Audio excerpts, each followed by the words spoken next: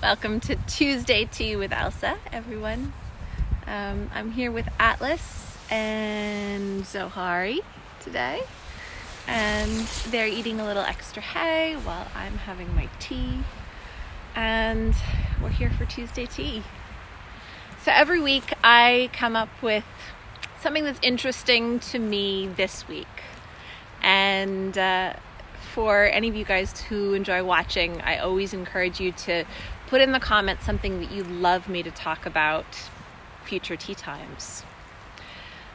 Today, I thought I would talk about this really interesting thing that came up this week. And that is the idea that in order to make progress, sometimes we have to let go of progress. And believe me, I'm not good at this. I like to make progress by working on making progress, and I like that straight line approach. But sometimes it doesn't work like that.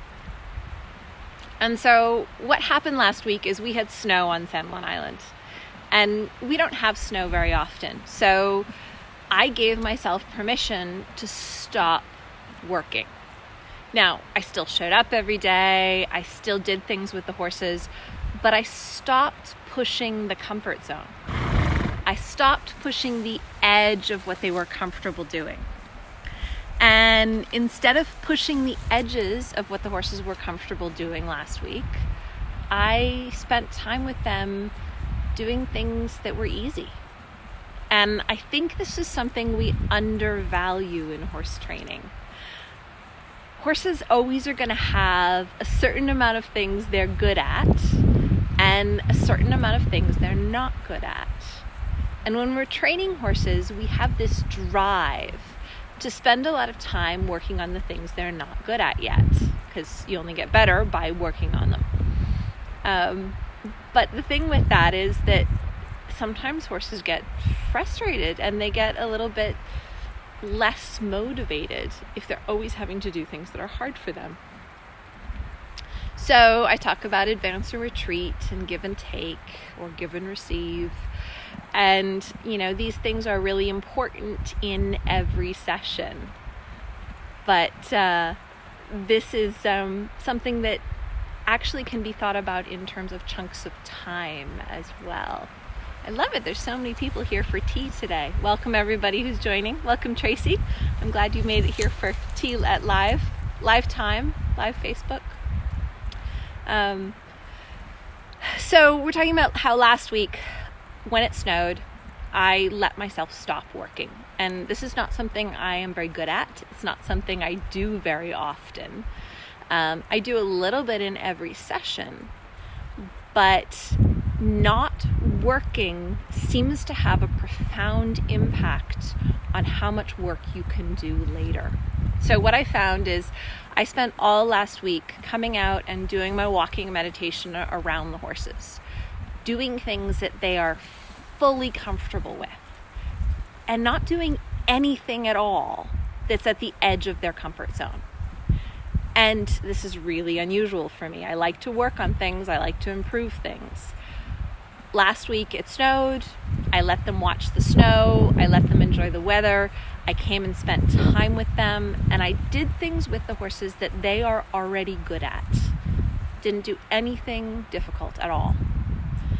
And then what I found is this week, I feel like I did my best training ever last week, because the amount of patience Atlas has for the crazy things I do is really different.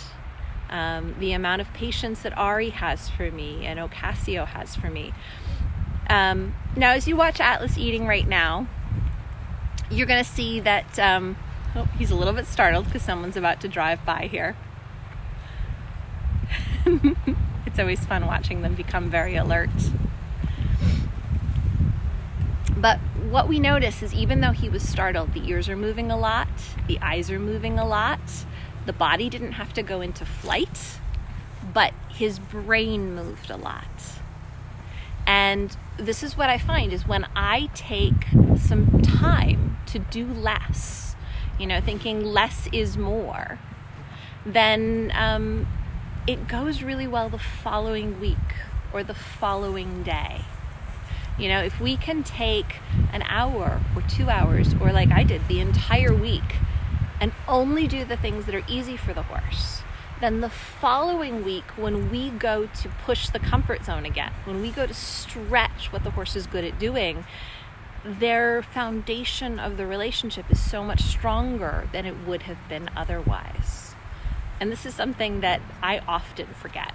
I'm not great at doing it, but then every time I do it for some random reason, like a snowstorm, I realize how valuable it is. And I remember, I should do this more often.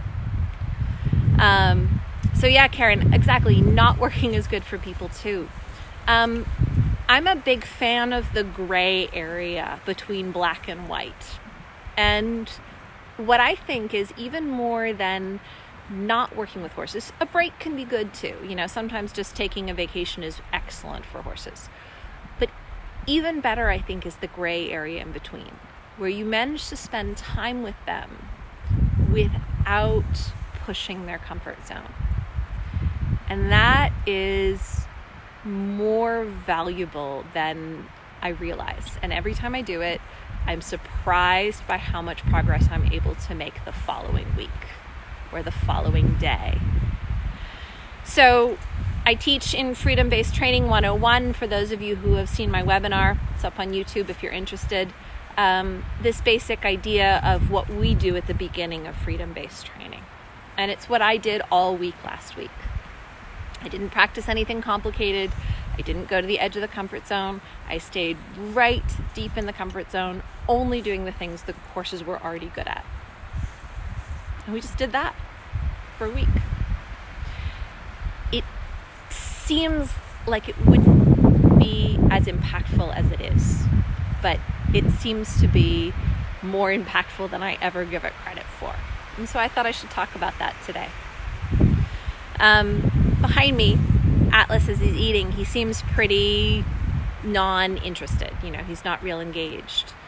But what I'm finding is that he's starting to relax more instead of shut down. And those are two different things. Being relaxed means that when some sort of input comes in, some sort of pressure from the environment or a friend or a person, horses are able to switch from being quiet to thinking, to sorting it out, to working it out, to figuring it out. Shut down is when a horse goes from not thinking about anything, ignoring everything, to being panicked, going into fight or flight. So what's happened a lot of times when Atlas's expression gets very still, like it is today, is he's in a real shutdown state. And it doesn't take a whole lot to send him to fight or flight. What I'm finding this week is he looks similar, but it's in a form of relaxation instead of shutdown. And the way you know the difference is by what happens when a little bit of pressure is added. Do the ears start moving? Do the eyes start moving? Does the horse start interacting with the world more? If they do, you know they're more relaxed and not so much shut down. If they go from that real vacant expression, like no one's home, to being reactive, you know that they were in more of a shutdown state than a relaxed state. Atlas's expression is pretty quiet, pretty still today. But what I'm finding is a little bit of pressure, like when the car drove by, he's really pushing into thinking and working out a good solution instead of reacting. So I'm super pleased with his progress this week.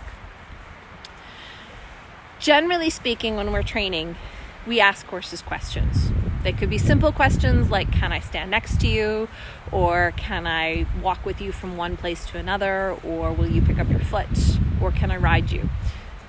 But they're questions. And if we're good trainers, we ask the questions at a time where the horse will say yes. If we have extrinsic motivators like food rewards or pressure, like a stick or a whip or a halter or bridle or a whip or a flag, If we have extrinsic motivators, the horse is more likely to say yes when we ask a question than if we have no extrinsic motivators. Freedom-based training is about what questions can we ask without any extrinsic motivators and have the horse still want to say yes. If the horse says yes, the way they show that is they respond with thinking, they respond with yielding, and they respond with playing. If we ask a question and the horse says no, they are going to respond by going into fight or flight. If the horse goes into freeze when you ask a question, I consider that an answer of maybe. Now, there's good freeze and bad freeze. A good freeze is where that maybe is going to turn into a yes, and they respond by thinking, yielding, and playing. A bad freeze is where that maybe turns into a no, and they go from being frozen or shut down into fight or flight. So what I found is that after our week of doing only things deep in the horse's comfort zone, I found every single one of my horses was more likely to say yes to things I wasn't sure about. So if I ask a question and I go, oh, this is right on the edge of the comfort zone, it could go either way. It's either going to get worse or it's going to get better. The things where I was really unsure if it was going to get worse or it was going to get better, I found after our downtime last week, the horses are 10 times more likely to slide to the yes side than the no side. And I find myself surprised all the time that my horses are saying yes when I thought maybe they would say no. So that's my message this week. Take some downtime. Whether it's an hour or a day or a week like I chose to do, go out, spend time with your horses, but only ask those questions that you are really, really 100% sure the horse is going to say yes to. Don't play with the edge. Play with the easy yes. And it might feel like you're doing nothing. But then the next day or the next week, when you start to ask the more difficult questions, you're going to find that your horse has established a habit of yes that is really awesome, in my opinion. So I hope that's a little inspiration for you. It's okay to do less. Sometimes you make progress by not trying to make progress.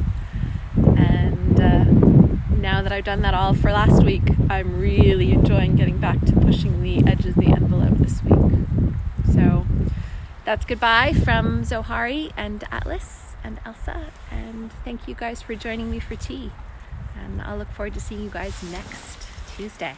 Let me know if there's anything particular you'd like me to talk about. Otherwise, the horses will help me come up with something.